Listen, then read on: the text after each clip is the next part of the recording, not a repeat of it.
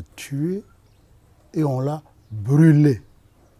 Quand la nouvelle a commencé à circuler, personne n'a dit à quelqu'un « sors, vas-y à tel endroit ». Et rappelez-vous que le premier journal, on a dit tout de suite « mort à la suite d'un accident ». Donc, s'il n'y a même pas eu cette première mobilisation-là, aujourd'hui l'affaire serait classée comme un simple accident. La mobilisation doit se poursuivre parce que les criminels nazis, on continue à les rechercher aujourd'hui. Les génocidaires rwandais, on continue à les rechercher aujourd'hui. Mais pourquoi? Parce que le crime est tellement horrible qu'on ne peut pas passer là-dessus. L'Assemblée de Norbert Zongo procède de ce genre d'actes-là.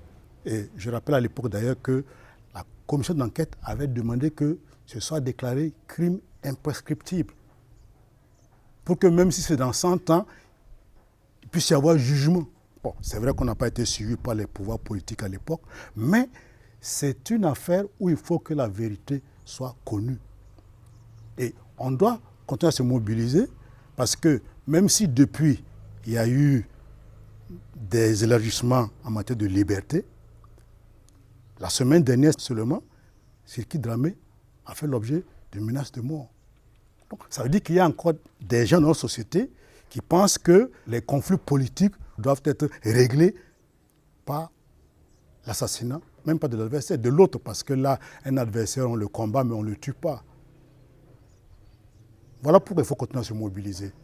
Parce qu'en matière de liberté, il y a rarement des droits définitivement acquis. S'il n'y avait pas eu la mobilisation au lendemain de Saint Norbert Zongo, ce n'est pas sûr que les acteurs de l'époque là seraient encore de ce monde aujourd'hui. Norbert Zongo était une première cible. Si ça passait, il y aurait d'autres victimes par la suite. C'est la mobilisation à l'époque qui a fait qu'il n'y a pas eu d'autres assassinats par la suite.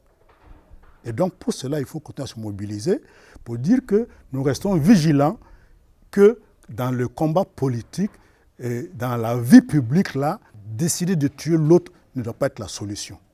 On ne peut pas tuer l'autre parce qu'on n'est pas d'accord avec lui. Et c'est pour ça que les auteurs commanditaires dans Saint Norbert Zongo doivent être jugés, mais que les menaces qui pèsent aujourd'hui sur les activistes des droits humains, que ce soit au niveau de la presse ou bien de la défense en général des droits humains, qu'on mette fin à ça et que les auteurs soient retrouvés et sanctionnés. À ce moment, les gens vont comprendre que ça ne se règle pas à coup de menaces, je vais te tuer, ça ne se règle pas en incendiant les véhicules de qui que ce soit, ça ne se règle pas en provoquant un accident, ainsi de suite. Non, ça se règle devant le juge. Même si notre système judiciaire, il y a beaucoup à dire, mais quand même, on va devant le juge.